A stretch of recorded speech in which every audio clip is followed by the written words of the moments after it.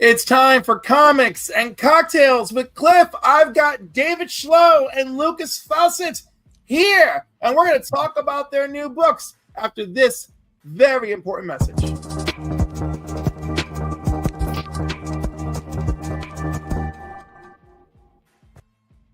And speaking of important messages, let me get right down to business. If you need your comic book supplies, head over to BCW. BCW is the supplies that I use, my bags, my boards, my boxes. Use promo code Cliff's Comics to save 10% for yourself and also to help support my channel. I'll update this later on to make sure that it's in the description, but you can head over there. And again, promo code Cliff's Comics, save yourself 10% and get some great stuff. There's some great deals. They even have those like little bookbinder things to help you carry your stuff around at shows. And there's a couple of new screen protector thingies on there too for your slabs. So I'm very interested, and I use their product, and I'm very proud. Also, I want to thank our members: Chris the Comic Back, Couch and Slash with Sea Bizzle, Heroes for Hire Club, S182, Papa Wheelie, Comicverse, House of L Comics, The Comic Chef, Brothers John's Comics, Comics Embraced, Ian and Beckett Comics, Double O Comics, Rad Art and Comics, Double Down Slots, Collecting with Zers, Nerdy Geek, Dr. Doom's Fan Club, still only 35 cents, Old Wolf, March Victor's Comics, 1063 Comics, Rob's Fat Stacks of Comics, The Council Comics, Anachronic Comics, Matt Spidey, DJ Links, Brian LCS, and Dr. Von Hoots from the Spiral Dimension, and a couple of more that I may have failed to update, but thank you all for your support. Don't forget, the end of this month, we're doing a big giveaway, so I really appreciate your support, and so does my local food pantry, which I visited multiple times today because people really need it. And with that, we can start to talk to our lovely guest as soon as this screen comes down, because it won't stop. There we go. David is here. Lucas is here. I met them last weekend at Icon 4, whatever Ramon is calling it this time. You saw some of it live, folks. So, gentlemen, welcome to the show. Thank you for joining us. Thanks for having us. Yeah, thanks for having us on. My pleasure. Oh, look at this Omnibo. You're welcome. Hey, I was on at 3 a.m. with this guy. So I'm still in the same 24 hours. He's already on another day over in Australia. We did Who Wants to Be a Millionaire this morning, Australian comic book style. I did very well. I'm now the new #1 guy. Wait, why aren't I there? Do you want to come, Bo? They're Philbo production people. Do you want? I will send you the link. Wait, am I paying for it or not? Thank you. Vox is here. Will, thank you for joining us. Sea Bizzle, love you always. Brian, thank you. Cody is in the chat. Dante, welcome. Brad, you're here too. I love you. Thomas, you were the first one in. I appreciate it. All right. Now, do I just want to choose who goes first, or have you decided which one is going to go first? Oh, no, we haven't talked about it at all. Lucas, you could go first. Right. I'll be the gentleman, and you can go first. All right. There you go. All right. So Lucas has a great book called Root Folk, and I hate computers, but I'm going to make it happen.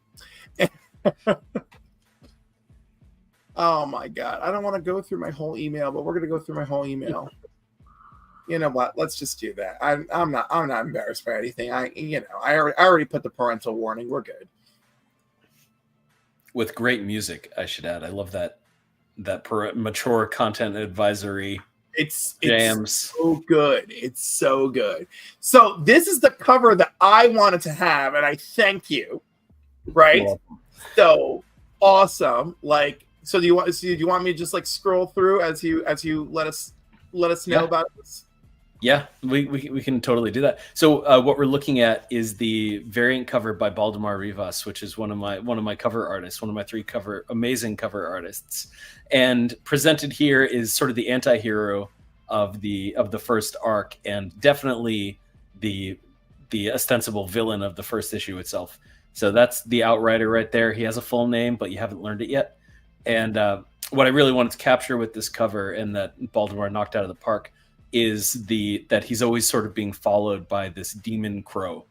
It speaks in his ear through an earring, and so I had Baltimore capture that in the negative space of the trees that are sort of growing up around him.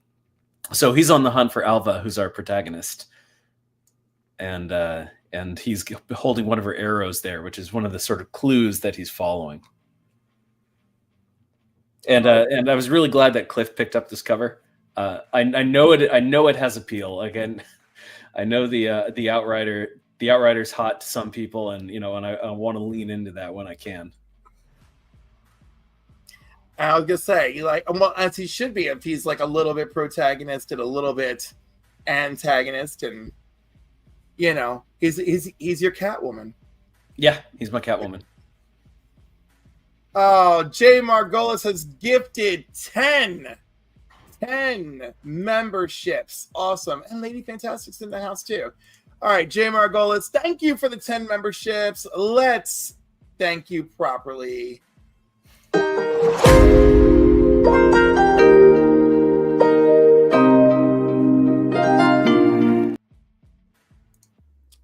Also, shout out to the 10 new members: Vogs 18, Adamantium Blade Comics and Collectibles, Black Spiders, Legion of Comics, Not Near Mint, James Abel, Billy Powermax, Madam, Red Art and Comics, so I guess you're back on the table, buddy, and Comic Toby. Thank you, everybody.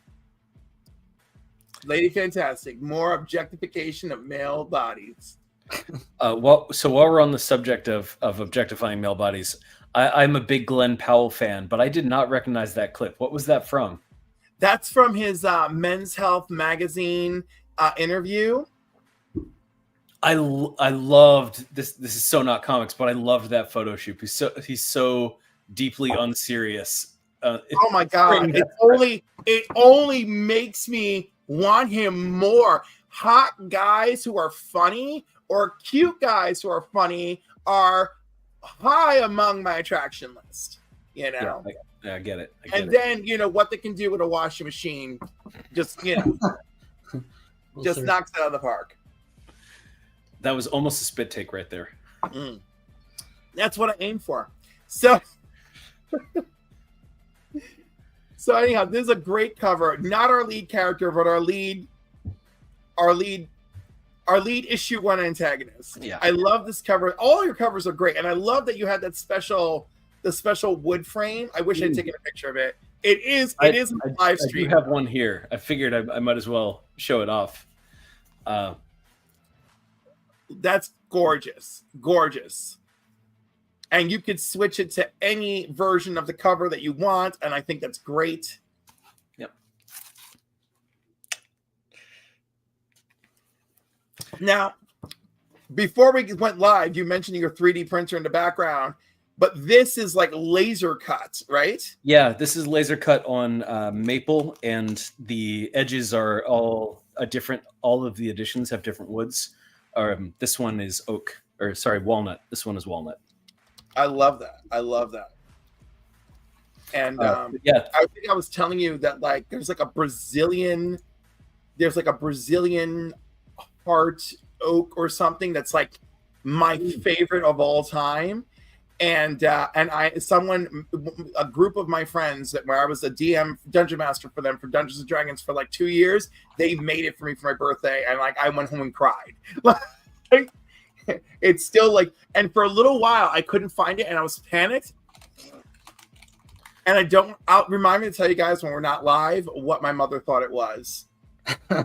Because it's not embarrassing in that way. I just don't feel like I need to embarrass my mother like that. But it wasn't sexual. She just really miscalculated what it was. Is it like a purple color? Oh yeah, it is. Oh, it's like purplish red. It's so gorgeous. Brazilian rosewood. That's it. Brazilian rosewood. So gorgeous. Yeah. Warms my heart. It's a really, really beautiful wood. I have my father's a furniture maker, so I grew up with a lot of different types of wood floating around through the house. and that so Brazilian rosewood is beautiful. Oh my god, I'm so glad you know it. Awesome that your father's a wood crafter, like amazing. Yeah, a lot of my he's a little bit responsible for this book. That's fantastic. Not so much the wood part, but there's a little bit of Swedish peppered throughout this book, and that that was important to me because I grew up. My dad is his family Swedish, and there was a lot of little Swedish traditions in the house when I was growing up that I always wanted to be closer to. So when I was working on this book, I looked to Sweden for a lot of inspiration. Oh, that's so nice. I hope the movie Midsummer did not throw you off. Oh, are you kidding? It made me more excited. You're like, this is awesome. Not the murder so much, but awesome. Beautiful. I mean, really, in so many scenes were beautiful when it wasn't being outright disturbing. Yeah, yeah. Lady Fantastic says reminds her, and she is one of the premier Lord of the Rings lovers in my life. Yeah, Ents is totally right. When I talk about this book, I use Ents as a shortcut to get people to understand it a little more and what's going on. And I sent an image to Cliff that we'll get to in a moment that'll really show it off. But yeah, in this cover right here, this is by Julia Griffin, who's an incredible artist, does a lot of Magic the Gathering cards and and storybook work. Not a lot of comic book work, but I wanted to get a cover that was really sort of, I thought, capturing the sort of what to me is a beautiful moment where Alva is adopted by the forest. And it's not necessarily a cleanly good thing. And so I wanted this cover to capture some of the darkness of that moment as well. And I think she did an incredible job. It's a really incredible piece of art, and I have the original here with me, and it's really special. I love the tree branch cradling the baby. Yeah. That's so cool. And then this is the prime cover, the cover A, done by the artist who did the whole work, the whole book itself. That's Marco De Filo, and he's the whole package when it comes to books. It's he can do the cover, he can do the interior, he can do the colors, the inks, the pencils, the whole 9 yards, and he's got his own original stuff that he's working on that's absolutely insane, and I can't wait to see that fully produced. So yeah, Marco De Filo, true talent, and I'm really lucky to work with him. He is. It's beautiful, and I wish I had prepared this better. I'm like, I just had a long day. Oh, there we go. There we go. And that's Alva, all grown up when the story starts. Yeah, this is it's just really beautiful. All of them are beautiful covers. I really enjoy them. Like, that is so cool. And it's funny. This one has like a more of like a children's storybook vibe happening on the cover, which I really like. I mean, I may be misreading it, and I grew up in a time of like really weird storybooks for kids. And of course, I adore this guy already. I'm so glad. Hey, it's he's doing the work. So I'm assuming this is where our main character is discovered as a child. Yep. Yeah. This is page 2 and 3, but I wanted to drop it in here so that everyone could see the full tree designs. This is one of the first pieces of art that I commissioned from Marco, was just this sort of top panel here, so I could see all of his trees. And what I was blown away by was how much each one of them has personality. Each one of them is a different type of tree. But it, beyond just being different types of trees, their faces are so cool and evocative, despite not being entirely human. Yes, and in Entmoot you shall have. I don't call it that exactly, but yeah, you'll see these trees convening quite frequently over the course of the series.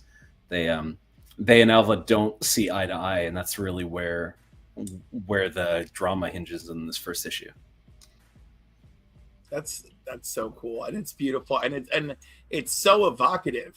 You know, he's quite the talent, and it's great when you have a talent matching the story that you want to tell, and then like you actually getting it to see it come to life and be like, yes, this is the work that I want us to do. Yeah, it's really incredible. It's a joy. This is a bit from issue. This is from later in the issue. This is when we first start to see the Outrider, and this is the human threat coming in what I call the sort of clockwork panel, where time is passing and we're seeing something happening to this arrow. It's changing over the course of the day, and that what's happening to that arrow and why it's doing that is something that Alva doesn't understand and won't really understand until later. But this is the first indication to the reader that something else is happening beyond just the magic of being a half tree, half woman. But then that hand belongs to the Outrider, and he's about to make a sort of big appearance after this moment in the issue. He's like, "You're a monster. You're a beautiful, not so monster." Yeah. So this is from a little bit later. This is their first sort of clash, starting to see it happen. And we get to see that the Outrider is a little more powerful than a regular human might be. And he's sort of showing off here. He doesn't have to do a backflip to catch the arrow, but he does. He wants her to know how fast he is. He wants her to think that he's a threat. And he's happy to prove that point. That is, it's so great, and again, well done in like demonstrating. Oh, we've jumped stories already. We've jumped stories. I like when a villain wants to be coy but show off at the same time. Yeah, and what you're not seeing, because I sent you the full art panels, but what you're not seeing here is what the Crow is saying to him at this time, because Crow does not want him to show off. Crow has his own agenda, and when the Outriders, Crow is like, "Don't let them know you're powerful. Stop this." Yep. And what Crow wants is a mystery that I'm also continuing to build over the course of the series. It sounds like a sinister mystery. And this is Dodger. Oh, look, it's a kitty. Dodger, look at Dodger's winter fur is coming in. Oh yeah, it really is. Look at that. That winter coat is poofing. This little kitty felt a chilly breeze the other day, and boom. Yeah. So he's very sweet, and he in the hour before his dinner, he starts to get even sweeter. Oh, because he wants that food. Oh my gosh. So the cat dad of it all. I love it. And so, folks, if you just arrived, this is Root Folk, and it is available. And oh my God, what is the website? I should totally be putting that in chat rather than just being so. Well, so you can find the digital edition on Amazon if you just search for Root Folk, one word. And I don't have physical copies for sale yet, but I'm working to get that up. So if you want a physical copy, you can DM me on Twitter or Instagram, or just sign up for the newsletter on my website, lucasfaucet.com, and I'll send out an email when hard copies are available. Fantastic. So you know what this means, David? What's that? You're next. I mean, that's going to be a really hard act to follow. The art is so beautiful, like the color work, especially. Like, I can't believe this guy does everything. Like, the pencils, the inks, and the color. It's just, he's really good.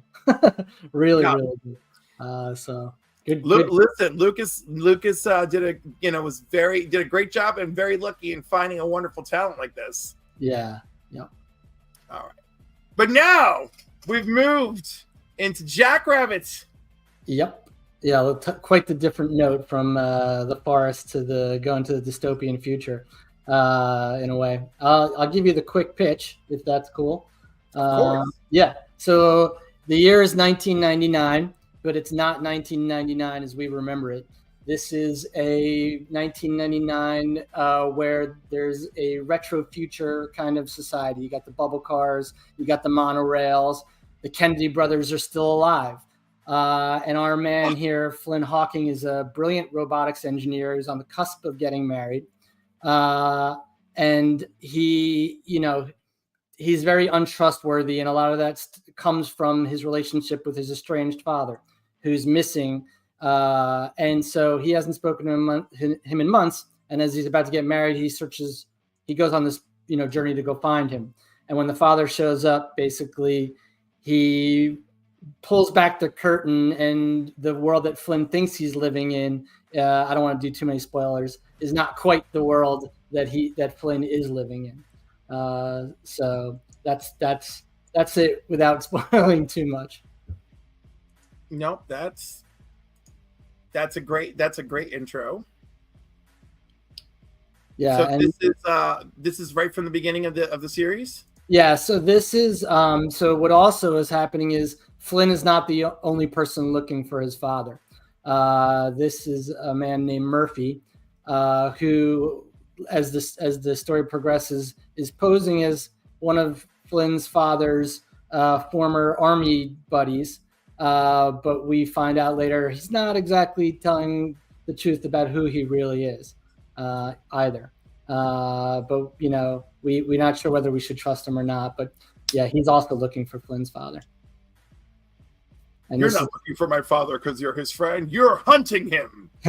Well, this in the beginning, in this teaser part, his colleague, I don't want to spoil too much, but the colleague, the guy he's going with, is killed, and the mission that he's on is compromised. And he says this line: "We're going to have to go through the kid." So that sort of like sets the stage of where this thing's headed. And here we're getting a little sense of, the sort of retro future, world of tomorrow. Flynn's a robotics engineer. So we got like the old school robots and, the 1950s, 60s sort of attire, the skinny ties, etc. A little splash of Skymaster World of Tomorrow action. Yeah, the pitch I like to give is it's sort of like the Matrix or Dark City meets Fallout. It's that kind of like retro vibe with a little bit of like what's really going on kind of thing. It's really well done, and again, the art matches the vibe you're looking for.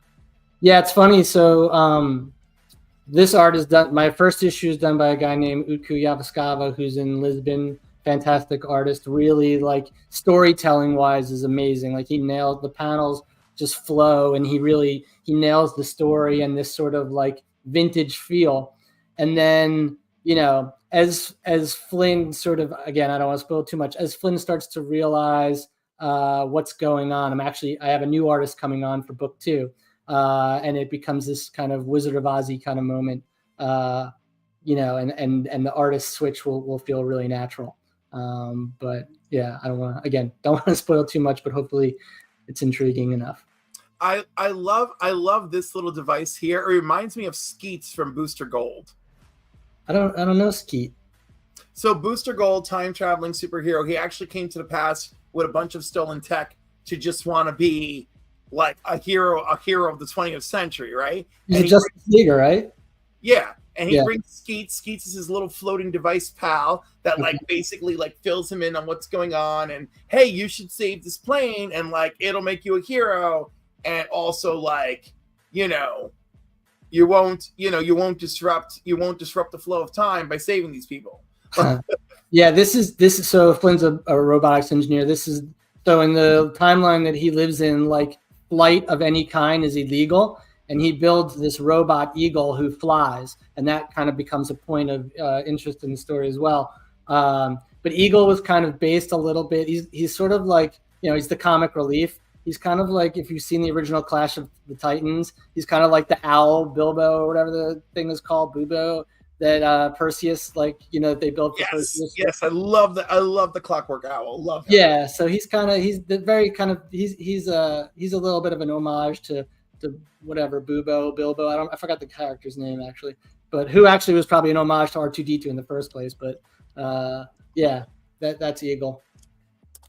Yeah, the owl was Come Bubbo. on, Bubbo. Bobo. B-U-B-O, yes. Yeah. Boo boo Bobo. Yeah. Athena's beloved magical owl. Well, if I remember correctly, the owl, she gives him the owl, and then the owl, like, I don't think she wants to give up her real owl. It's not her real owl. It's a clockwork version of her owl. Yeah. Which I still love. She's like, it's every bit as good as the real thing. It's just, he's not mine. Yeah. It's just an exact copy, just made of clockwork. I feel like, like the original Clash of the Titans came out during when Star Wars was popular, and I think this was their like, hey, we need to get like an R2D2, and it's like, well, but it's ancient Greece, and they're like, find a way, and so it's like this clockwork owl comes into play. But it's so wonderful because like he's forged by Hephaestus, sent by Athena, like it's all that cool stuff. Clash of the Titans is just like, it's so freaking cool. The original I love the original. I'm not happy with the remake. The remake tried to take itself more seriously, and then the sequel just was like off the rails. Yeah, I mean, it was fine. It's just the original has such a charm to it, partly because of the time period, but also like it really, adheres to the the Greek, the legends and stuff. It's cool. It's a great movie. I think I watched it the first time I ever had chicken pox. True story. That's so funny because I do remember the first time I saw it, I was homesick from school, and I was like, "This is amazing! What am I missing?" It's like it's up there for me with like Never Ending Story and that kind of like those 80s kind of things that still stick with you. Why was I alone watching the Never Ending Story? Oh God. What in the modern age, children should not be unattended with the internet. They should not be unattended with a cable box at home. Yeah, but they don't make movies like that anymore. Like that like the tragedy of like Atreyu losing the horse and like that would never. I don't think that would fly in a children's story today. But I don't know. You know what? People aren't bold these days. They aren't bold. Yeah, I know. It's like Artax. This is a little comic relief page. The story gets really serious, and this was sort of a moment of levity. Just this kind of like, I love these. Uku really did a great job with the like backgrounds and the robots and the cars, and like it really has a fun feel to it. It's like there's a chase going on. Yeah, and here we get a little action, and spoiler alert, here's the dad. So he does find them, but we'll find out why and what's going on if you pick up the copy. Which of course is available on your website, correct? Yes. My book is available on Amazon and digital, and then Surrey Lane Books, SurreyLane books.com.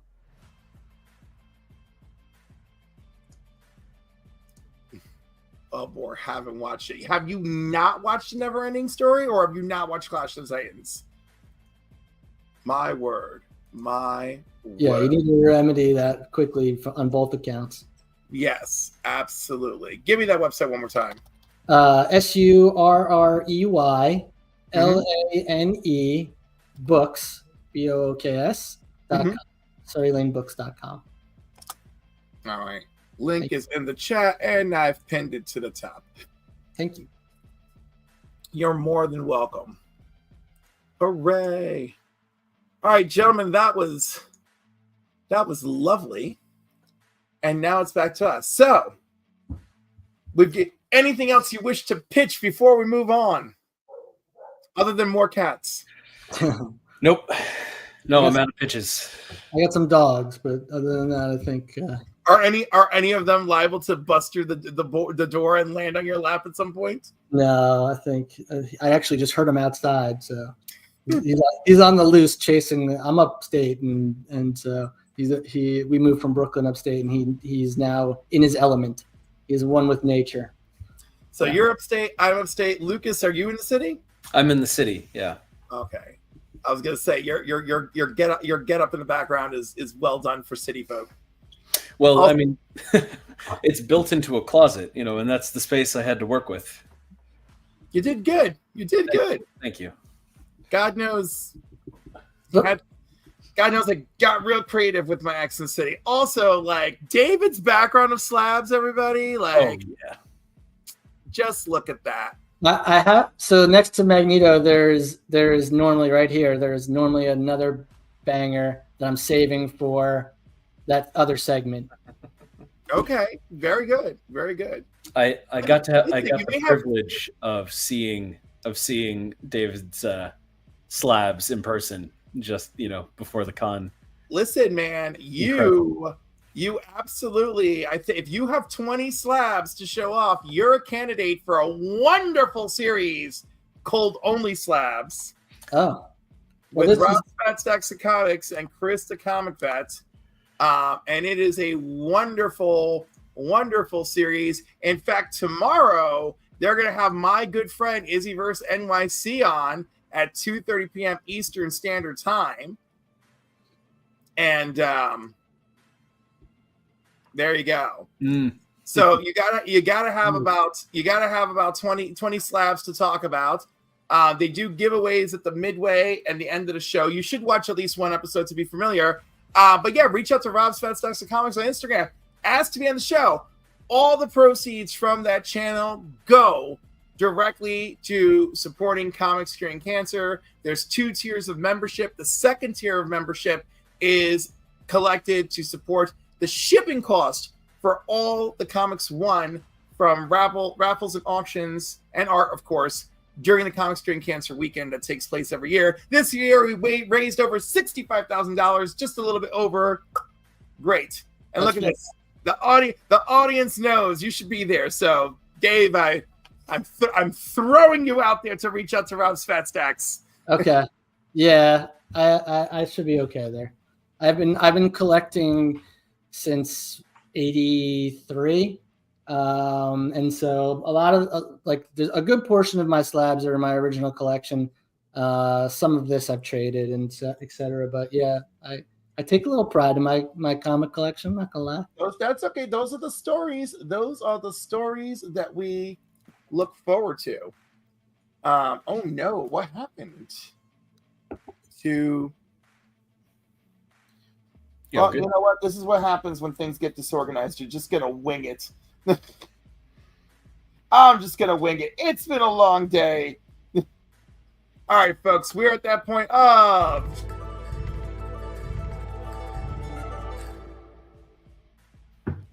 the comic of the week. I gave you guys, it only has to be recent. It doesn't have to be literally of this week. I gave you guys the challenge, and once again, Dave will go back to the hot seat. Oh, okay. Hold on, I'm pulling it up on my iPad. So my comic of the week is Flow. Yeah, it's by Paula Sevenbergen and Claudia Balboni is the artist. It's by Mad Cave. So I have the digital edition. It's a little off the beaten path story. I don't know if you've heard of it. It's basically so it's like a girl who is, I'm going to give my version. The picture will probably be terrible. So if you want the real version, go find the comic on Mad Cave. It's essentially about a girl who is homeschooled and sort of very sheltered. And her mother, for some reason, I forget why, I think maybe she's busy, sends her to this summer camp. And while she's there, she gets her period. And the other girls, and since she's so homeschooled and so sheltered, she doesn't know what the hell's happening to her.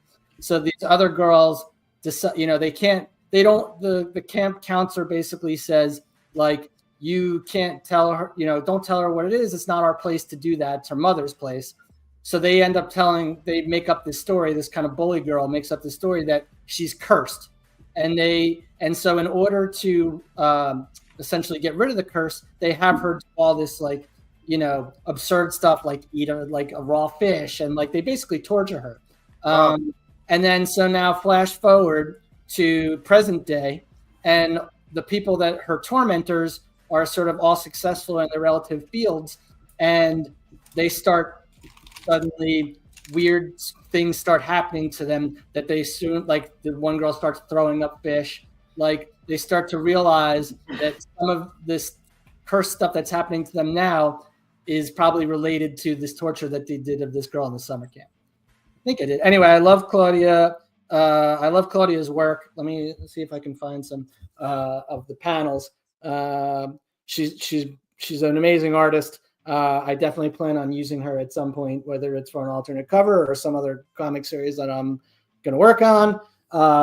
But yeah, good stuff. You should check it out. That's my comic of the week. That's so good. Cool. And Claudia Sevenbergen? No, right? that's the no, she's that's Paula, sorry. And Claudia Balboni is the artist. Yeah, exactly. Yeah, I almost know what I'm talking about sometimes. I do. Yeah. All right. That's really good. And I love that. I love the whole, like, I don't know what you girls are talking about. They're like, but we tortured you. She's like, did you? Yeah, it's good. It's a good read. And it's, I think at this point in my life, I've read so many like comic book superhero stories that like it's these off the beaten path ones that have more interest to me. And I love what Mad Cave's doing. I love what Vault Comics is doing. So yeah, these kind of like indie publishers on the rise are doing it right, in my opinion. And I would absolutely agree. And I actually found one of the books I want to talk about. But Lucas, you're in the hot seat. Alrighty. So one of the writers that I really should have known before this year, but I hadn't really discovered or found before, was Matt Kint. Folklords was one of the books that I got into back when I was trying to find comps for Root Folk. I thought it was sort of beautiful writing and a really, really great sense of world building. And so I was pretty excited to pick up Space Scouts #1, which is a book of the week. It is this week. That's from Dark Horse. And it's illustrated by David Rubin. And it's just incredible world building with such vivid colors. They're flying off the page at you. I'm going to try to share my screen because I don't have the digital, the iPad to hold up here. But this is you don't have the cracked iPad that's from like 5, 6, 7 years ago. You don't have it.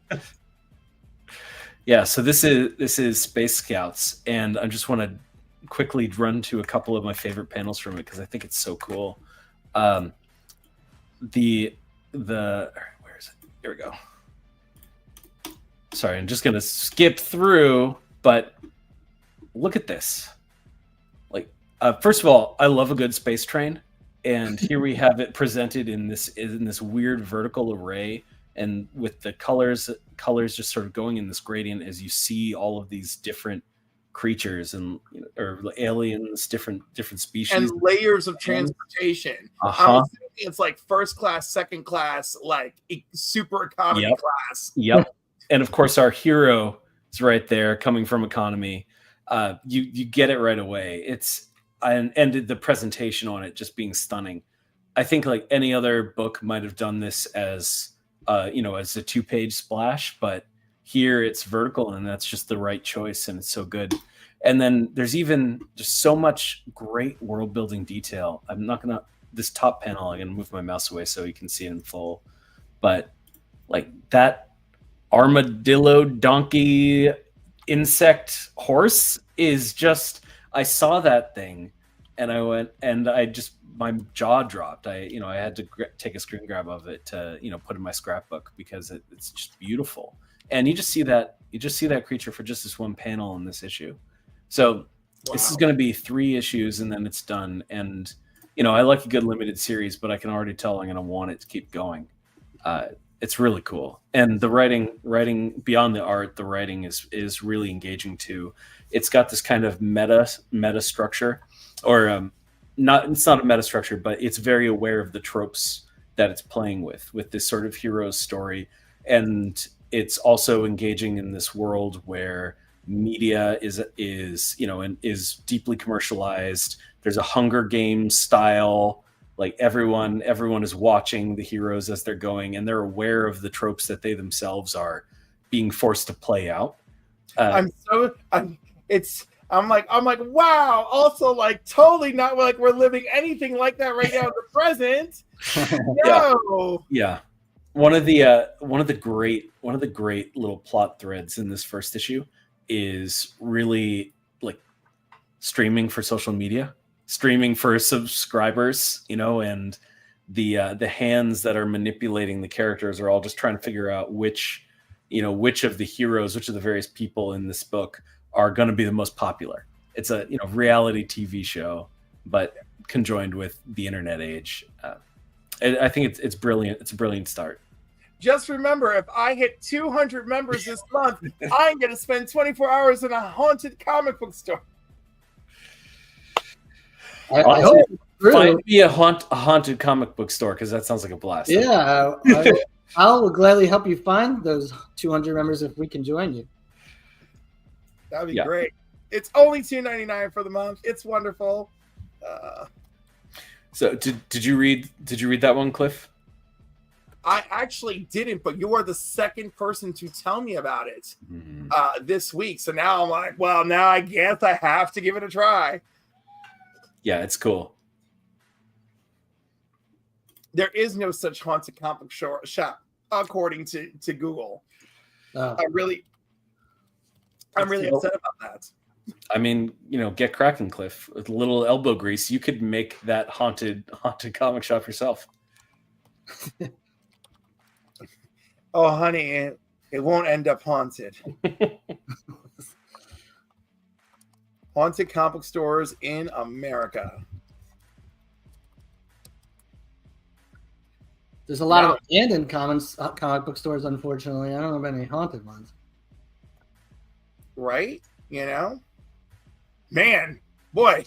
I rolled the dice on ChatGPT trying to find an answer, and it is like, nope, we do not have any confirmed, credible paranormal reports for comic book stores in the United States. I don't want to spend it on a haunted ship. I get seasick. Maybe there's one overseas. Maybe. How about in Canada or the UK? Now, if I have to go to the UK, then I need 1,500 memberships at $2.99 to pull that off.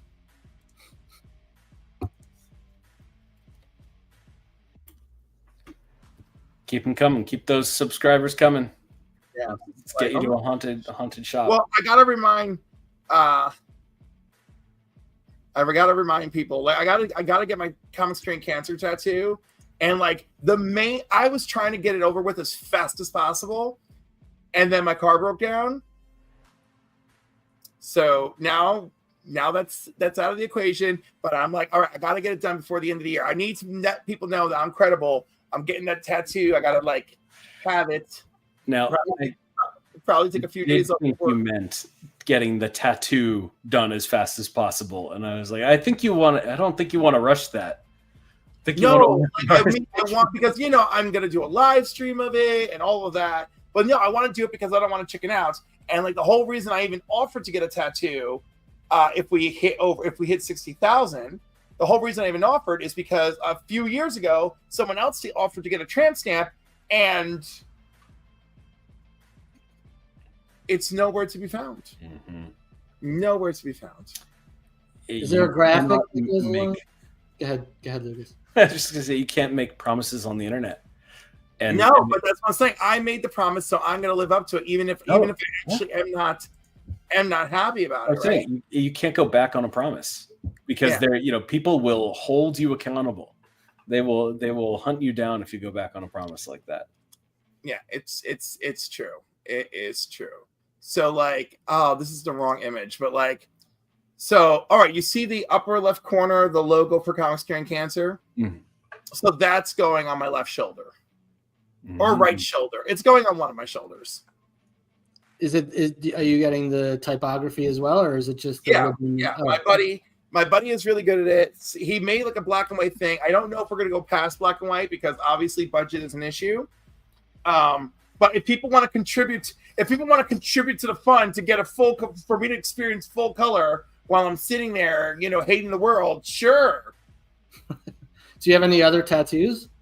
No, I've never had 47 years on this planet, no tattoos. I literally made this offering so that we could hit a goal, so that, like, you know, we can fight cancer together and help people who need to get to their treatments and all that wonderful stuff that the American Cancer Society does. You know, so I sacrificed, you know, something I found very precious for a good cause. That's quite the first tattoo. It is, and trust me, it will be the only one, because I'm not doing that again. Like, that's it. And everyone's like, oh, Cliff, next time if we hit 70, you should get a Prince Henry. I said, ha ha ha, you can do that. Until the next charity auction. Yeah, no, that's it. This is the greatest sacrifice to make. I'm so mad at that bag behind me. This is the greatest sacrifice I've made, and like that's it. We're leaving it there. I like your little wall of slabs back there too. I do, but yours is a bit more impressive, and mine is storied, and also the ones that aren't up there are also quite storied. I have 3 appearances on Only Slabs, so you can go watch my episodes. Okay. Yeah. And go see what that's about. Go check me out. Go watch me talk about my love of the Superman family, or the first appearance of General Zod in the Phantom Zone. Nice. You know, I'm not afraid of a purple label, you know. Or maybe my beloved first appearance of Power Girl. Yeah. You know? Yeah, so are you a DC guy or a Marvel guy? Oh, I don't know. Perhaps the first appearance of Mon-El, Superman's adopted brother, who becomes a member of the Legion of Superheroes. You know? Hey, can I go get a cool book? I'll be right back. Oh, he's getting a cool book. But also, Giant Size Defenders, number 3, first appearance of Korvac. All right, sorry. All right, I am more of a DC guy, but I clearly love the big 2 like a fool. So this is Superman 26 with I'm getting a little glare here. There you go. Superman holding a little Adolf Hitler action. That's a good one. I am so very rarely envious. The Superman 18. Oh, son of a Dave, you have accomplished what so few people on the internet have accomplished. I am almost impossible for me to be envious of someone's comics, but you whipped out Superman books and broke me down. Okay, and Dave, let's be clear. Do you understand what envy means? I sort of have an so jealousy is like, damn, I wish I had that. Envy is, I wish I had that, and you didn't. You have hit an exclusive club, sir. Exclusive. Yeah. Those are good. Those are fun. I like the old. I'm a Marvel guy, but those, like, you know, early DC books, you know, or early Wonder Woman, early Batman. I won't pull any more out. I don't want any more envy. They're fun books. Don't worry, I'm not a mean-spirited envy person. I'll be envious now, and then when I go to bed, I'll be fine. I won't wish you any harm. And oh my goodness. Well, what are you saving for the Bussy Busters? Good Lord. Yeah, I don't know. The Bussy Busters is a banger of a book, but also, like, you know, personal reasons too. Well, they usually are a little bit personal. I'm just going to wrap up with Ultimate Spider-Man Incursion. I feel like people are really sleeping on this book. This book is pretty damn good. You know, I mean, like, Cody Ziegler has been doing gangbusters with Miles Morales. He contributes well here. He helps tell the story. You know, Miles has got all these boxes from the Ultimate Universe that just have all these powers of all these people's untapped potentials waiting to happen. And now it's in the 616. And there's still another issue to go. I'm okay with it. You know, I missed the cocktails part. Oh, Bunk. Yes, you did. All right. So, Bunk, I had coffee and bourbon. And Lucas is not drinking. And David, what did you have? We're reaching the end of the bottle of red wine, so I got a little bit of a head start. But yeah, now I forgot. I know we talked about doing an old fashioned, but I never made it to the store. So listen, I didn't make it. I barely made it here. I barely absolutely made it here. I was in food pantries all freaking day, all over the place. What a weekend. All right, that brings us to our next lovely segment.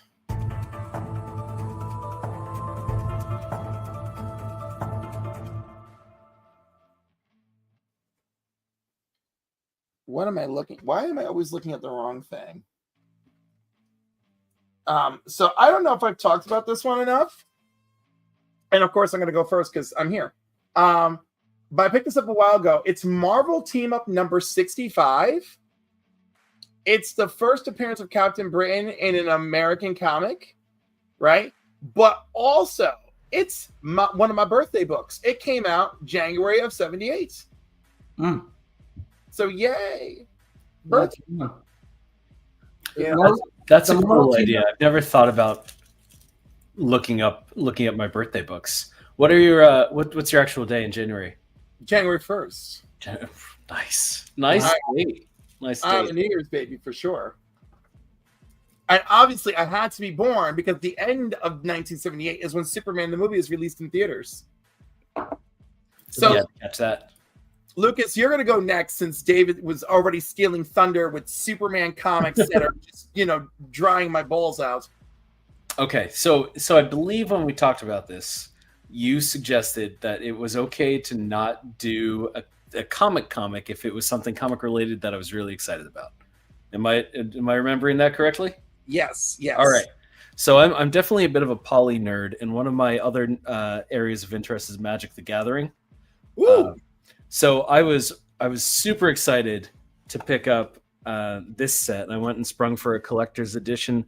This is from the Spider-Man set that just released, crossover. These are all hologram editions of of our main heroes and villains, and I just love it. Love when two loves come together like that to create a product, and I kind of don't care that it feels like an obvious cash grab because it's just the Venn diagram of my interests overlapping so directly.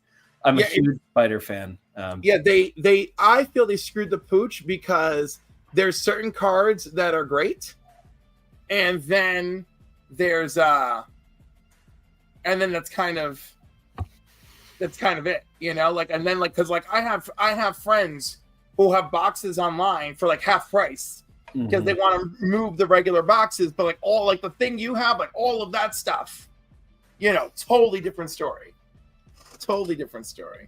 But that's beautiful. That was a great share. I appreciate it. Definitely in the Bussy Buster Worthiness Award. I'm sorry that we had to go after David just randomly showing us classic Superman. No, it's all right. I don't have any slabs, and my main takeaway from hanging out with Dave, and now hanging out with you online is I really got to get in that game. Well, no, listen, it's obviously not for everyone, and people take it differently, right? First of all, I usually own a physical version of whatever I have slabbed, but the other thing is that I love my comics. I read I'm surrounded by my comics, right? So the slabs is like the trophy edition for me, unless of course there's a specific historical note, whatever, but it's the trophy edition. I love this book, growing up. I was 15 when I found my first copy of The Death of Superboy. It was the same day that I had North Star coming out in Alpha Flight, signed by Scott Liddell. It was a whole thing. And then I finally got myself a slab copy for $14 because no one cares, and this is a great run, damn it. So that said, David, get back in the hot seat. You've already over-impressed us, so here we go. Well, I don't know. Maybe this doesn't impress as much as the other ones, but maybe it will. So as we'll see later, I grew up a huge X-Men fan. I'm an 80s kid, obviously. But in particular, my parents were going through a divorce, and comics was my way to escape. And the X-Men in particular were my go-to. They were outsiders and easy to relate to, and they weren't the Avengers. They were heroes at that time that were just doing it because they wanted to, they had to, they felt the need to, and no matter how shitty people treated them. Can we curse on here? Sorry, if not. Did you No not matter say how warning at the beginning of the episode? Oh, that was mature, right? Okay. So no matter how shitty people treated them. Anyway, so I grew up a huge X-Men fan. You know, as I was building my collection back then, I got a good amount of books. This book in particular, I'll just bring it out. Woo! Yeah. So we got.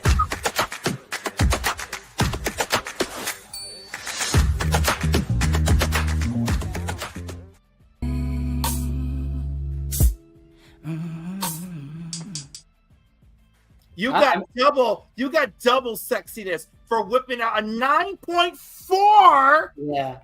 So Slabbed and framed in a slab. You got a magnetic frame for your slab.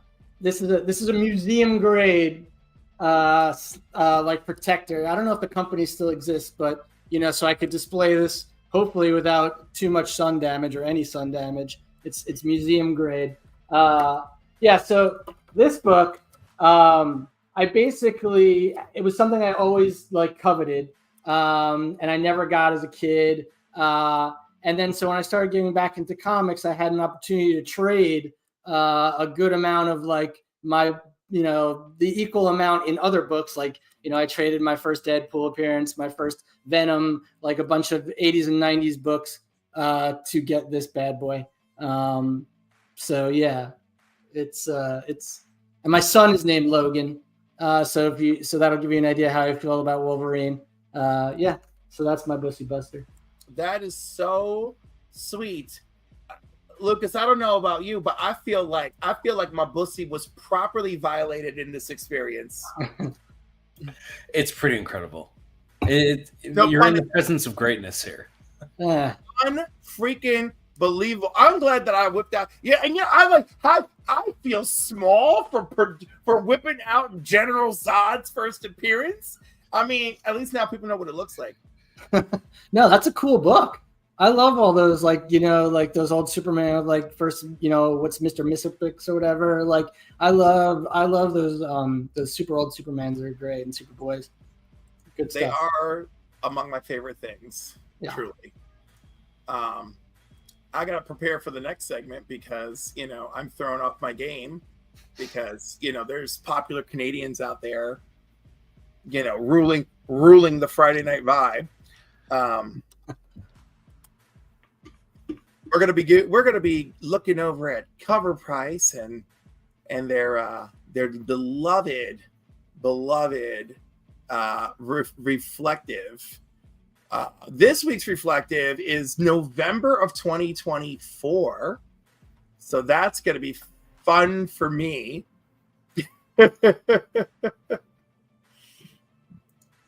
There's some stuff there that's relevant in the moment, and some stuff there that is just annoying the hell out of me. So that's gonna be delightful. Oh, there's some Mark Spears love too. Love that. I'm sorry. I really wish I was good at just the talking in the emptiness of the void. Talk amongst yourselves. The Russian Revolution was neither Russian nor a revolution. Pretty good. Little coffee talk. A little Oh my God. Oh, I love the coffee talk. Love the coffee talk. All right.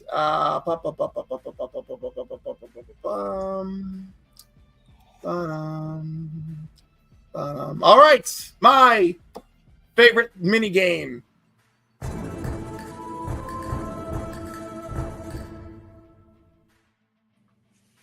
All right, we're gonna start off with the Cover Price retrospective reflective of November 2024.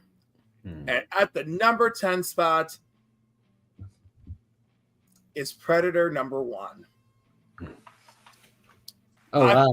I mean, I can't imagine you guys hating it, but per the rules of the game, rate it or hate it, we use a 5-star system here, folks. If you both agree that we hate it, then we're gonna pass. But if the consensus between the three of us is to rate it, we will rate it at 5 stars. 1, hey, not for me, but it's for somebody. And 5, it's a must-have. It's a great investment. Why wouldn't you get this book if you could? Understood? Yep. All right, the rules are in play. David, Lucas, rate it or hate it. Predator #1. All right. Jaw-dropping cover. I'm not debating that in the slightest. Not quite my aesthetic for my shelf. I'm giving it a 4 stars. 4's good though. 4's good. 4 Yeah, stars. like I said. Oh, so you rate it though, right? Do we have to say rate it or hate it or? Yeah, you have to say Oh, I rate it. I rate it. Yeah. Okay. Yeah, I rate it too. Okay. Are you going with a 4 as well? I'm trying to remember this. I remember I definitely have this book. I'm trying to remember if I liked the story. I don't think I love the story. I feel like I never got an issue 2. So I'm going to give it a 3. All right. Well, I have the first 4 issues, and I'm not even that crazy about Predator comic books.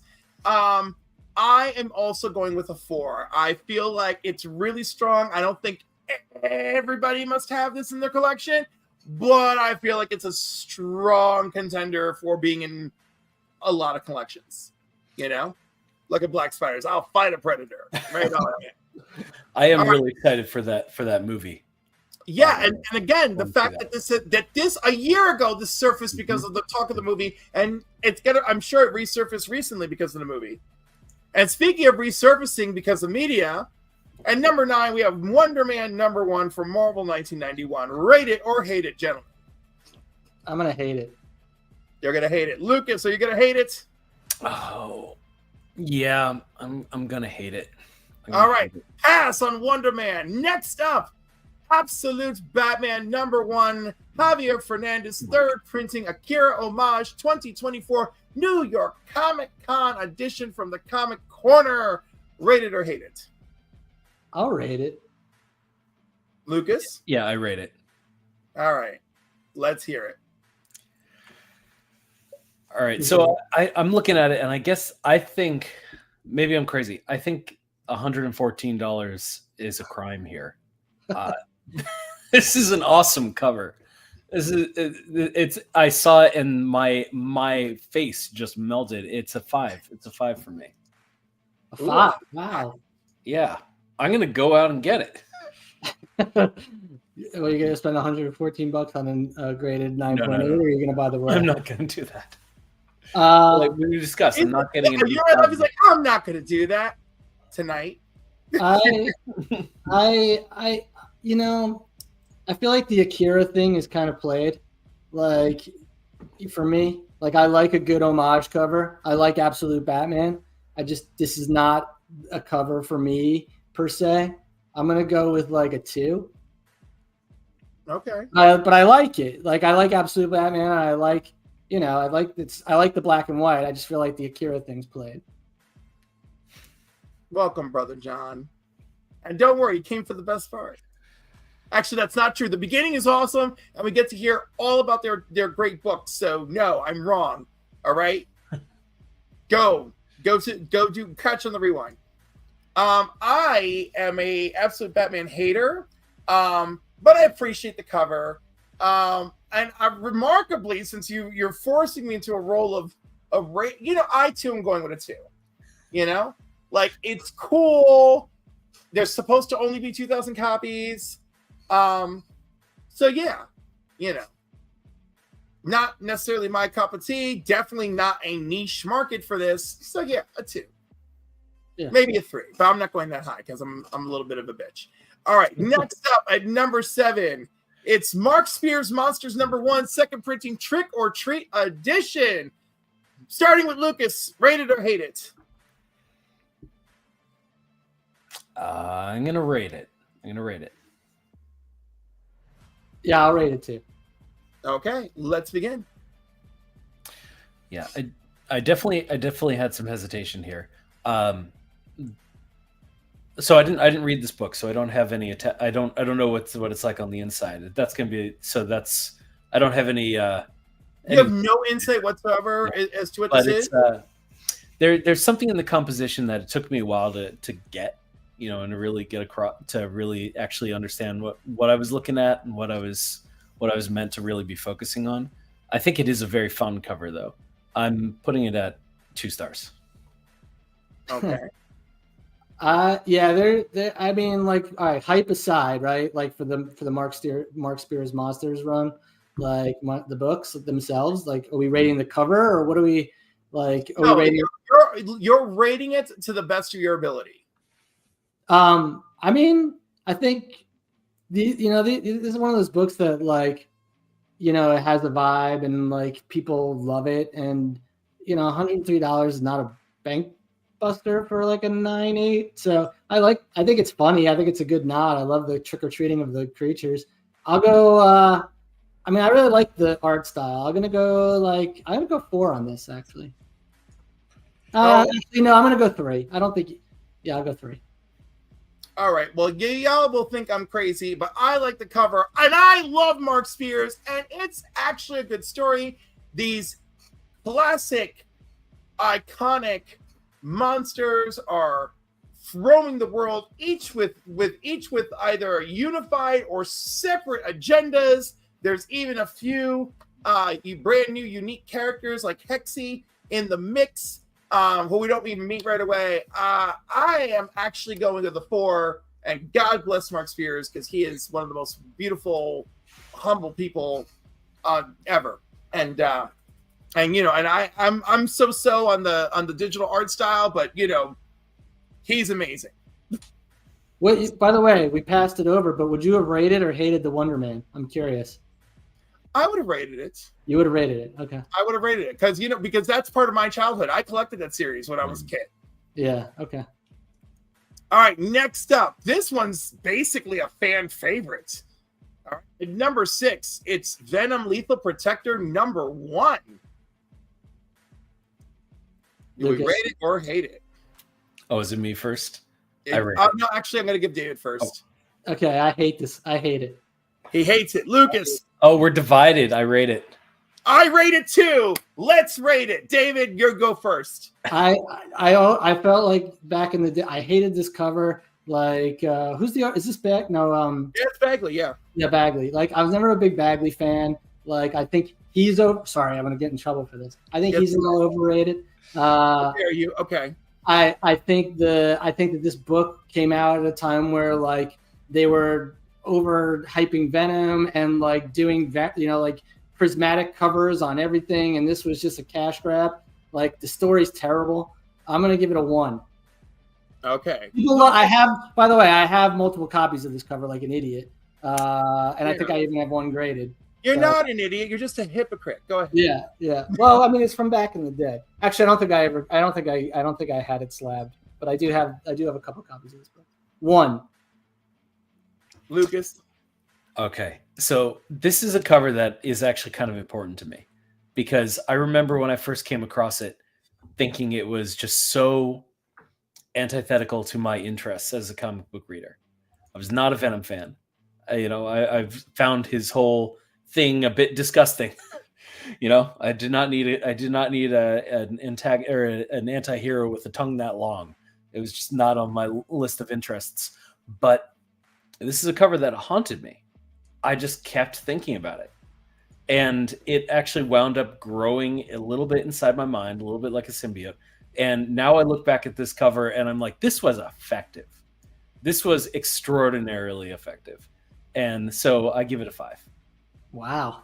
You got a 1 and a 5. I'm curious where Cliff's going to land here. Well, it is absolute pure nostalgia, pure Venom. And I have no problem with Bagley because he's the other Spider-Man artist I grew up with. Like, I grew up with McFarlane, and then there was a teensy bit of Larson, and then boom, here I was with Bagley, and I'm giving this a 4. Okay. I long, you know what? Because again, like a lot of old men, I long for simpler times. See, I think I'm older than you. This is the problem. This is where I'm a little more. How many times have I said I'm 47? How old are you, David? I don't want to say I'm 52. Are you? You look good for 52. Thank you. You do. All right, so we're both older than Lucas. So congratulations, Lucas. You're the youngest cat dad on panel. Congratulations. Oh, thank you. All right, moving to the number 5 spot, and again, another character I get salty with, but I do like this series. It's number 5, Batman: The Long Halloween, The Last Halloween, number 0, the Tim Sale Batman Day Edition. Rate it. Lucas? I rate it. All right, excellent. David, begin. I love Tim Sale. He's fantastic. I love the whole Long Halloween series.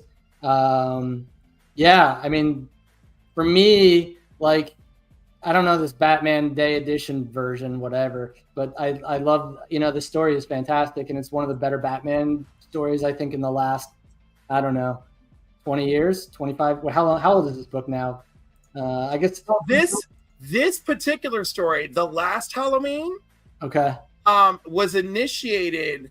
This prologue on Batman Day of October 2024 initiated this final story. Okay. So there's okay.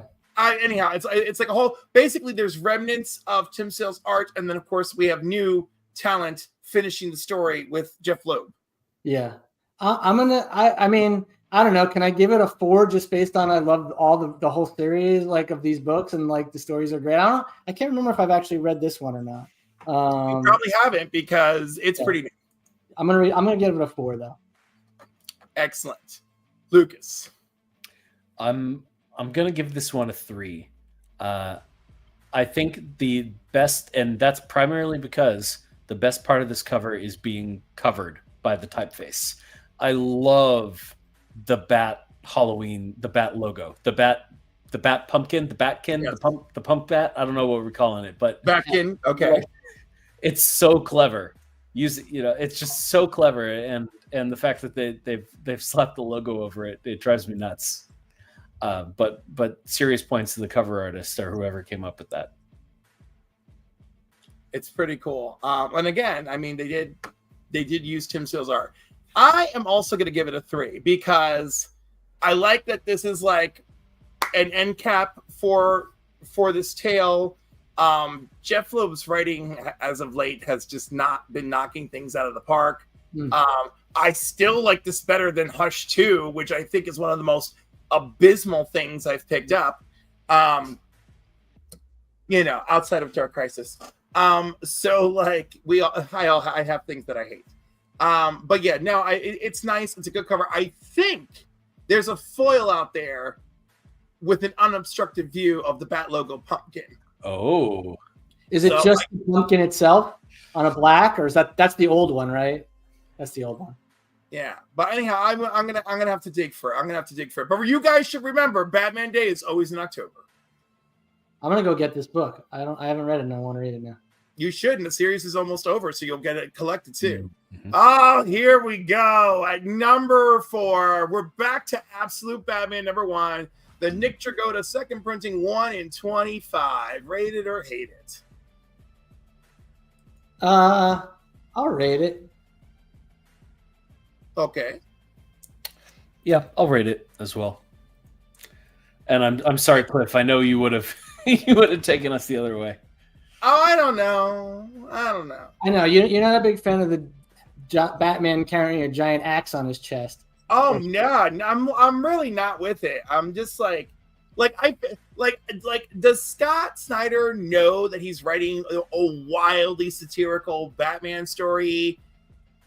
Are the artists doing it? And because they're like, well, he doesn't know how satirical he's being, we're gonna take it over the edge. I don't know. I like the black and white here. I'm going to give it a 2, but I still rate it. That's fine. Lucas, I wanted you to go first, but that's okay. Oh, sorry. There are 2 things that are striking about this cover. And the first is that sort of diagonal slash of the fog against the cityscape. And it's a really cool element.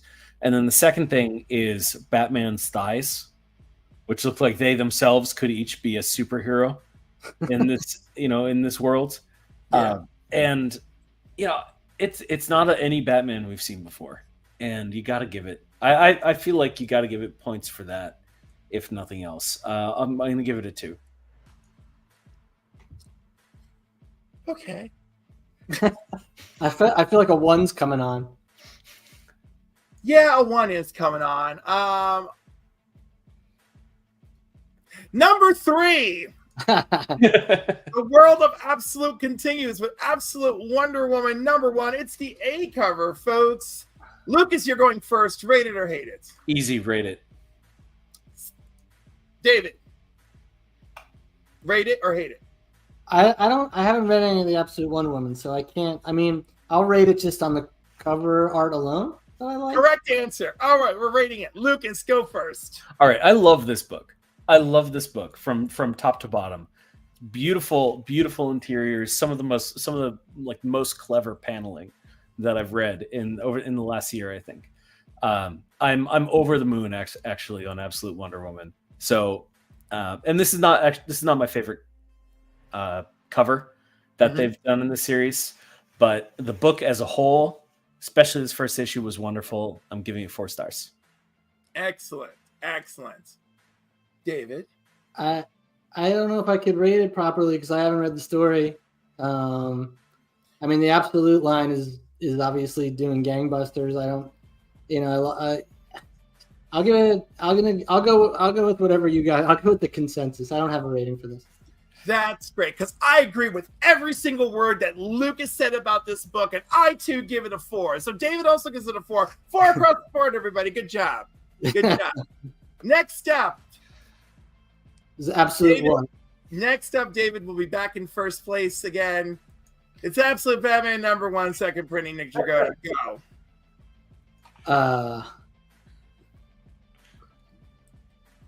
Yeah, I'll rate it. That's how I feel. This is a trap. I'll rate it. Of course you're going to rate it. Yeah. Okay, well, we all know I'm giving it a 1. Go ahead, David. I prefer the black and white version. Would I give the black and white a 2? So Yeah. does that mean I have to give this a 1? I'll give this a 2 also. I like the black and white version just because like I feel like that heavy style of ink is kind of making a little bit of a comeback, and I love that's the kind of style that I grew up with, and like I love heavy inks. Like, so I'm gonna give it a 2. Yeah, that's why this was a trap, because now I have to give this a 2 and retroactively give the other one a 3. Because No, you don't. You don't. You can go with your heart. No one. Are there half stars? All right, well, this is going to stay at a 2 then, because it still works for me as a cover. It is missing exactly what I talked about in the first, which was that, that clean divide between the light and the dark that was sweeping across. It's not as dramatic here. Yeah. But yeah, so I give it a 2. All right. And I continue with my 1. And in first place from 2024, it's the A cover to Absolute Batman number 1. You couldn't find a list with like not 50 Batman, Absolute Batman? Listen, they put out their retrospective every week, and I follow the retrospective for better or for worse. So here we are. And you know what? For this last one, I'm going to go first. There you go. I'm going to rate it. Lucas, are you going to rate it? No, I'm going to hate it. David. I'll rate it. All right, we're rating it. I am giving it a solid 3. And I know it's not for me, but I know how much it is for so many people out there. So, yes. Why? I'm curious why this gets a 3 over the other ones. Because this one's actually the A cover and first print and accessible to new buyers. More so than the others. Gotcha. And I actually do kind of like the Akira one. That's fine. So actually, I think I was nice to the Akira one. All right, Lucas. Now that we're forcing you to rate it, the graded Akira one is significantly cheaper than this one right here. Well, this is a couple of recent hot sales that I think is just market manipulation, in my personal opinion. Interesting. Okay. Well, I'm going to come in here with a 1. It's possible I might change that opinion over time. This is, unlike the other variant that you just showed, where those thighs were just incredible to me. Here I'm a little, I don't quite understand them, and my eyes go down on this cover instead of going up, which to I think the hero of the composition. So that's my thought. If I were being ruthless, like the cover gets a 1 for me, the book gets a 2. But the world has shown me that they love this iteration of Batman, so I'm just being nice. When you get something at cover and it goes up that much for eating good, yeah, I mean, I can't disagree. All right, David, your turn. I'm gonna give it a 1 also. It's probably my least favorite of all of these covers. I agree with Lucas. The composition's not great. Like my eye also goes down. Like what's between his legs? Is that his cape or is that somebody else? Like it's just it's like, yeah, I give it a 1. Not my favorite of them. Not my favorite at all. And I like this one less than the Akira one even. Ooh, well, yeah, as you should. The Akira one actually is kind of cool. I'm gonna give that. All right, that's that for Rate It or Hate It.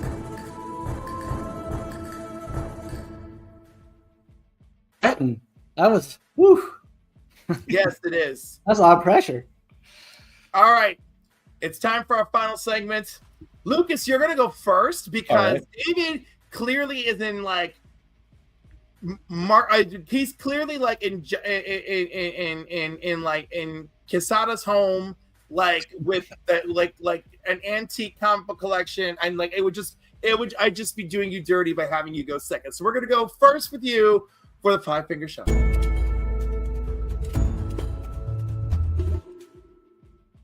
Yeah, putting me first was definitely a good call. I read most of my books digitally. So the theme that I've got here for 5-finger shuffle is actually books that I then sought out after reading digitally. You know, whereas like, okay, I enjoyed that so much that I have to have the physical copy. So that's my theming here. And I mentioned I don't have any slabs. I got fake slabs. You'll see what I mean in a moment. But I'll start with one that's actually a trade. Mike Carey's The Unwritten is an incredibly fun series. So imaginative, despite itself being a bit of a satire on all of the existing body of fantasy that's out there, from Harry Potter to Moby Dick and just all across the board. But they did this beautiful prequel edition of one of the stories set in the universe, and I just had to have it. It's gorgeous in person. Yeah. I love it. Yep. Yeah, you can see it. It's shiny. It's really shiny. So I love this series. I love the series, and I love this edition as well. You can see in the back text is gorgeous too. So love it. Probably my favorite trade, if you can call it a trade. It's a proper hardcover. It's gorgeous. What can we, I'm not going to disagree. It's beautiful. Yeah. And then the other ones that I've got here. So this one's a little easy, but this is Amazing Fantasy 1000 when that came out. Spider-Man is I mentioned before, my favorite hero, and it's a beautiful cover to boot with authors inside who I've loved from their runs. So I had to grab that and make sure I had a copy as soon as it came out. So that's probably number one in my collection. And I actually bought, I said I had fake slabs, these like plastic top loaders. I bought a whole bunch of them just when I got this book so that I could make sure I could throw it in something, even if it wasn't a graded slab. And then with all those slabs, I had other things to fill them with. So this is the second one right here. This one's a really important book to me. Oh. So Strange Number 1 by JMS. And I got into comics kind of late. I was in high school. I'd read some comics, but I'd never really followed a series in any way, shape, or form. And my friend just recommended Strange to me. I was familiar with Doctor Strange, but I wasn't really familiar with the character or the world. They had just launched the Ultimate Universe, but this wasn't Ultimate. It was just sort of a side telling. It was really confusing to me as a new reader, because I was like, is this Ultimate? Is it not Ultimate? I don't know. I'll pick it up. And this is kind of embarrassing, but at the time, I wasn't buying every comic I read. I would Right. sort of stand there in the comic book shop and read it and then put it back on the shelf. And considering how many times I did that, I'm kind of astonished that Forbidden Planet never kicked me out. So years later, when I started actually buying comics, collecting comics, I went and bought the entire Strange run. I found it on eBay and acquired it. So this is one that I sort of got back later as sort of as I don't know, in tribute to the comic that that got me standing there in the aisle of the comic book shop. It wasn't the only series I did that with. I did that with a lot of the Ultimate Iron Man as well. But this is the one that really kept me in the store, and that really opened my horizons a little bit when it came to comics. So I made sure to get that one. Nice. And I really like that. It's so funny because it's not Ultimate, but it's also not 616. It's just somewhere in the multiverse retelling of Strange's origin. Yeah, and it's a great book. I've gone back to it and reread it. It's JMS wound up being one of my favorite authors. I didn't know his name at the time. I didn't know that I was just stepping into the one of the most, Unfortunately, he's also responsible for all the atrocities done to Peter Parker and Mary Jane. So, let's not get into that tonight. We'll talk about it another time. Switching over to DC for a moment. This is a comic that I read digitally, Absolute Martian Manhunter, and I felt when I finished it, and if you read the book, you know what I mean. I felt cheated, that I had cheated myself by reading it digitally. I had done myself a disservice by choosing to read it digitally. And I immediately went out to the comic book shop and got the physical copy, because the end of this book does something with the physical medium that I have never seen before in a comic. I don't know whether he's the first to do it, but it's the first time I've seen it. And it is a comic that deserves to be read physically. So, Absolute Martian Manhunter is there. Very nice. Then the last one that I have to add is probably the comic I was most excited for coming out ever. I can't think of an issue that I wanted to own more. As soon as I was right there when the comic book shop opened to grab it. That's Ultimate Fallout number 4. Ooh. So yes. That was a had to be there in the shop moment for me. So that's it. Those are my 5. That's fantastic. So I know you're being coy, but I'm going to flat out tell people, to activate your Martian vision, you can take the comic book in the hand, hold it up to the light or a reading light or a lamp or the sun, and you can see, the diagram for yourself. So there's it's very cool. Very cool. And Kenji, I see you in chat. That's it's the first printing. Right on. Kenji, I'm sorry, there's no official mixed drink for tonight. It's kind of like grab your alcohol or not and run in here. Or finish it and go. You need to get more. Well, I got to tell you, I know David is going to annihilate us when we get to him, but I was very pleased. I was very pleased with your selection. It was very thoughtful.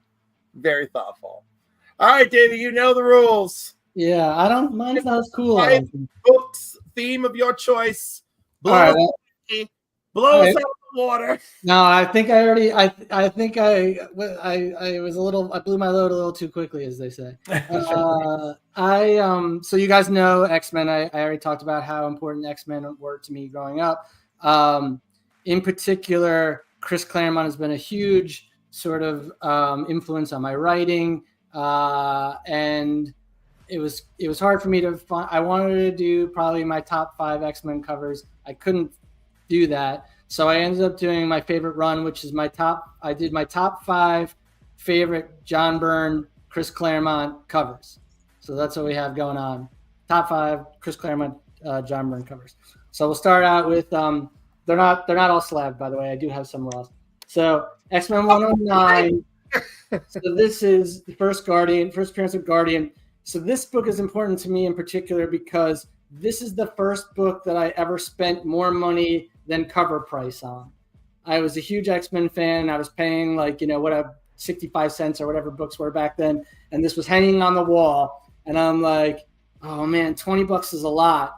But, I got to do it. I got to, I need that issue. And because I really like, I wanted to go back. I had a neighbor who had a lot of the issues and I would go get them from him, but he didn't have this one. So this was the first book that I ever kind of spent more money than cover price on. So this is first appearance of Guardian.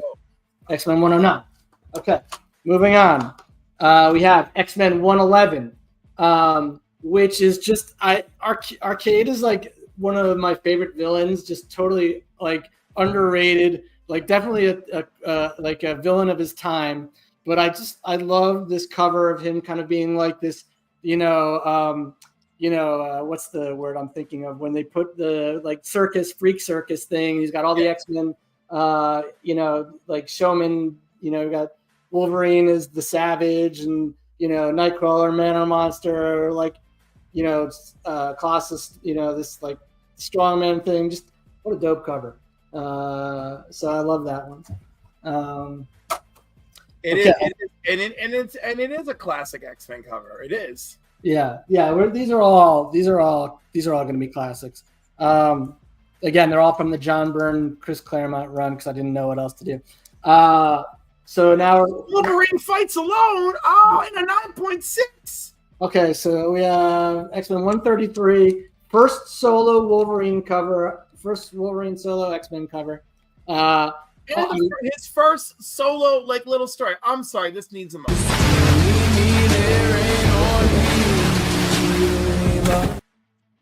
Okay.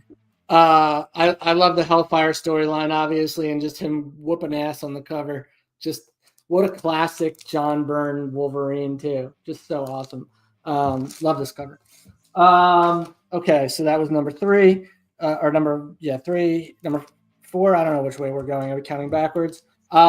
We have the all-time classic, X-Men 137. Just, when I read the story as a kid, it just blew me away. Like, I didn't understand it. Like, how did they kill somebody? Like, how did they kill a superhero? And not only a superhero, but one so, like, inaugural to the team. I obviously, by the time I started reading the X-Men, like, she was long dead and X Factor hadn't come out yet. There was Madeline Pryor and all these hints about, Jean, whatever. But, like, going back and rereading the storyline, and what an awesome cover. Like, despite this, I love that cover. Love it. There's a statue actually. I think of it now. That's pretty sweet. But yeah, what a sick cover. So that's number 4 / whatever. I don't know. All right. So now this is probably my all-time favorite cover. It's a little cliche. It's the cover that launched 1,000, homages / rip-offs / ridiculous storylines. Hey, you said these are all X-Men, so stop trying to say Amazing Spider-Man 300. Yeah. Okay. So yes. X-Men 141, the classic. 8.8. Days of Future Past. Just like, I mean, reading that storyline again was like jaw-dropping as a kid. It stuck with me. Obviously they've redone it 1,010 times and like it's so overplayed, but man, what a cover. Like just as far as if you look at it just graphically and just what the messaging and everything, like what an awesome cover. Anyway, that's awesome. So that's my top 5. Great. And even what's his name? J. Scott Campbell did a remake of that. That was a lovely top 5, sir. Yeah. Gentlemen, I hope you had a good time tonight. I know I did. I also hit the wrong button. Who are we? Where am I going? What happened? Aha, I found it. There we go.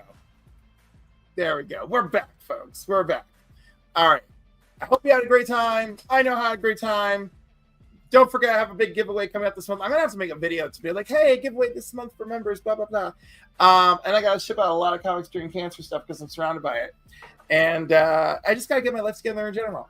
But I love you folks. Love all of you who tuned in. And please, if you're doing this on the rewatch, make sure that you've liked, that you're subscribed, that you put on the notification bell, and all those wonderful things.